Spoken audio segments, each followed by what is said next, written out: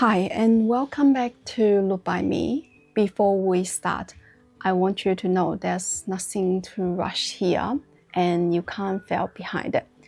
If you have never picked up a crochet hook before, or maybe you did, you try once and get into a tangle and quietly give it up, you are in the exactly right place. I am going to show you everything slowly, every movement, every small step, and you can pause the video, rewind it, practice as many times as you need. There's no one watching and there's no testing at the end. This is where we are heading, a simple coaster, small and made one quiet evening at a time. By the end of those videos, you're going to hold something like this and think, I actually make that. And your hands are going to feel a little clumsy at first, and that's completely normal. Crochet is a brand new movement for your fingers, and they just need a little bit of time to learn it. That's not a sign that you're doing it wrong. So I'm not going to promise you this is easy. I'm going to promise you we'll go slowly together. And honestly, I think that's a better promise. Now, before we're making a stitch, I want to get you set up properly because here's most people that never told. The reason that beginners give up usually isn't that crochet is hard, is that because they start with the wrong yarn and wrong hook, and everything felt harder than it needed to be. So it's not your fault. So today, that's what we're doing. Get you simple things that make crochet feel kind. And it's really just a few things. A hook, some yarn, a small pair of scissors, a darning needle, and maybe 1 or 2 stitch markers. They are going to be helpful later. That's it. You don't need a big kit. Let's go through the two that matter most, your yarn and your hook. Let's start with the yarn, because honestly, this is one that makes the biggest difference of all. For your very first project, you want a yarn that's smooth, a medium weight, and a light color. Something like this cotton. Smooth, so it doesn't cut or split. Medium, so it's easy to hold. And pale, so you can actually see your stitches.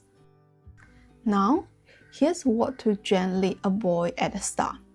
Any dark, any fuzzy or fluffy yarn. Anything that's very thin or very slippery. Look, against the dark one, the stitches just disappear. And against the fluffy one, they are lost too. You can't see what your hands are doing, and also you can't see the stitches. Those yarns aren't bad. They are just unkind to a beginner. The pretty fluffy ones can wait. I'll come back to them later. If your first attempts ever feel impossible, please don't decide it's you. Very often, it is the yarn. Swap to a smooth, pale cotton, and everything gets easier. Next, your hook. For this cotton, I use a 4mm hook, a lovely size for a beginner. Bigger enough to hold comfortably, small enough to make a neat, tight stitch. This is the one that I personally use, a Clover, with a soft rubber grip. I like it because it's gentle on the hands, and tight hands are real things when you are learning. But you don't need to spend much.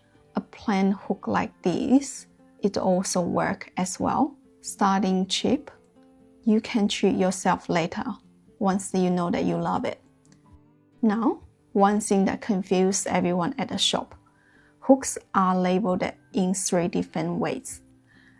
There is a millimeter size, and that's the one to trust.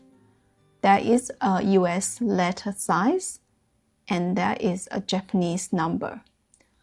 My 4mm hook actually marked 7/0 in Japanese system, not a letter at all.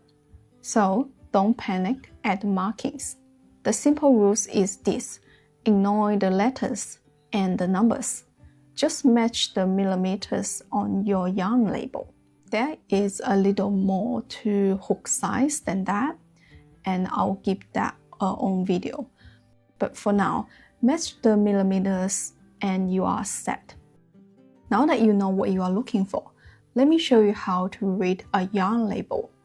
Just the 5 things that you actually need, not every small detail. First, the weight. It doesn't mean how heavy the yarn is. Weight just means how thick the strand is. On some labels, you'll see it written out, sometimes with a little number like this. The higher the number, the thick the yarn. And on a lot of Australian yarn, you won't see a word weight at all. You will see a ply number instead, like 4 ply, 8 ply, 10 ply. For learning, 8 ply is usually a nice medium thickness, not too thin, not too chunky. And that's a lovely place to start. You might also see letters DK on some yarn. That's just another word for about the same medium thickness.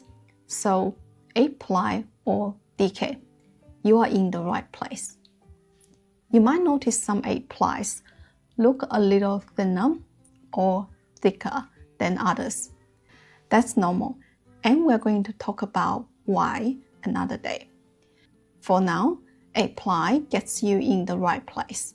Second, the recommended hook size, usually in millimeters. That's your starting hook, the one to match. Sometimes a label only gives you a knitting needle size, not a crochet hook. Don't worry, just use it as a rough guide.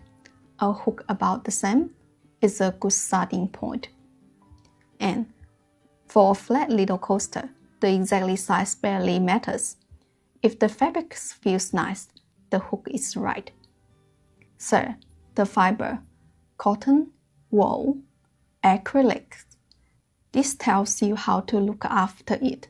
Fourth, the care instructions, so you know how to wash it once it's made. And the fifth, only if you ever buy more than one yarn, the dye lot number. Buy the same number, so your colors match perfectly. That's all you need to read for now. Everything else on the label can wait. Oh, one small thing for when you start following patterns. I use what are called the US terms because that's what most of YouTube used. Here in Australia and in the UK, you will sometimes see the very same stitch called by a different name. What I call single crochet maybe be written as double crochet. Same stitch, different name. An easy way to tell if the pattern says single crochet, it is using US terms like mine. And most patterns also tell you that if they use US terms or the UK terms. And the last little helpers, a small pair of scissors, a darning needle for tidying your ends at the very end, and a stitch marker or 2. Even a scrap of different yarn will do. Don't overthink those. You already have everything that truly matters. So here's your whole shopping list. A smooth, light-colored cotton, a 4mm hook, small scissors, a darning needle, and a couple of stitch markers. 5 gentle things, that's all it takes to begin. Take your time gathering those. There's no rush at all. And when you are ready, come back for the next video, where we're going to pick up the hook together and make your very first loop. I've also made you a little free cheat sheet. The 10 things every new crocheter wishes they'd known, and it is waiting for you in the description. I'll see you in the next one. Thank you for watching.